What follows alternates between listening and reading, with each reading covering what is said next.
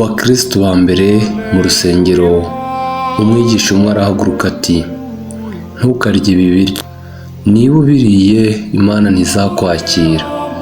Ahandi ho undi ati, oya, Yezu yaduhaye umudendezo, nta biryo bihumanya umuntu.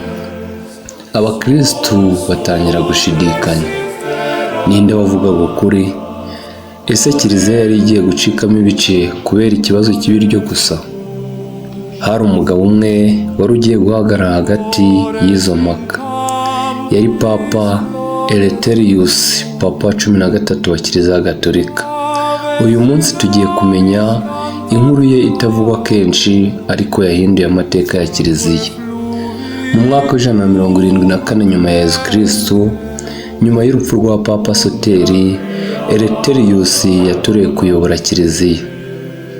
Amateka avuga ko yavukiye mu Bugereki kandi mbere yo kuba Papa yari amaze igihe akorera Kiliziya i Roma. Icyo gihe ubukristo bwari bukomeje gukura, ariko uko bwakuraga niko n'impaka ziyongeraga. Hari abantu bigishaga ko hari ibiryo umukristo atagomba kurya na rimwe. Abandi bakavuga ko umuntu adashobora gukizwa keretse akurikije amategeko akomeye cyane. Ibyo byatumye abakristo benshi bajya mu rujijo. Papa Eleutherius ntiyashakaga ko kubaka ku bwoba. Papa Eleutherius ntiyashakaga ko ukwizera kubakwa ku bwoba. Yasobanuye ko nta biryo Imana yaremye bigomba kwangwa iyo bidafitanye isano no gusenga ibigirwamana cyangwa ikindi kibi. Icyo cyemezo cyagaruye amahoro mu bakristo benshi, ariko ikibazo cyari kikiri kure. Hari itsinda ryitwaga Montaniste, bavugaga ko bafite ubutumwa bushya buvuye kuri Roho Mutagatifu buruta inyigisho z'intumwa. Abantu benshi barabakurikiye. Byari bitangiye guteza urujijo muri Kiliziya. Papa Eleutherius yateranyije abayobozi ba Kiliziya, basuzumye ibyo bigisha. Nyuma y'igihe yemeje ko inyigisho z'intumwa arizo zigomba gukomeza kuyobora Kiliziya aho gukurikira ubutumwa bushya budafite gihamya. Ibyo byarinze ukwizera kwa Kiliziya ya mbere. Hari n'indi nkuru yamamaye cyane. Bavuga ko umwami Lucius wo mu Bwongereza yandikiye Papa Eleutherius amusaba gufasha igihugu cye kwakira ubukristo.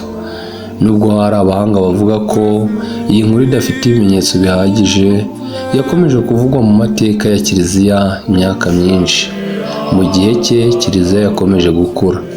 Abakristo bakomeje kwihanganira ibitotezo, ariko banarushaho gukomera mu kwizera. Eleutherius yayoboye imyaka igera kuri 15.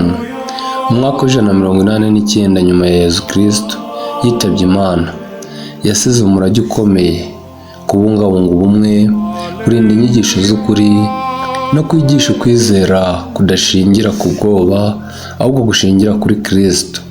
Nyuma ye ubuyobozi bwa Kiliziya bwahawe Papa Victor wa mbere, wabaye Papa 14 wa Kiliziya Gatolika. Ariko se ni kuki Papa Victor wa mbere yashatse guca amatorero amwe muri Kiliziya? Niki cyabaye ku kibazo cya Pasika cyari kimaze imyaka myinshi? Ibyo nibyo tuzarebera hamwe mu gice gikurikira. Niba wageze hano, andika mu bitekerezo uti ukuri kurusha urujijo. Niba wishimiye aya mateka, kanda like, subscribe kandi uyisangize abandi. Murakoze cyane, Imana ibahe umugisha.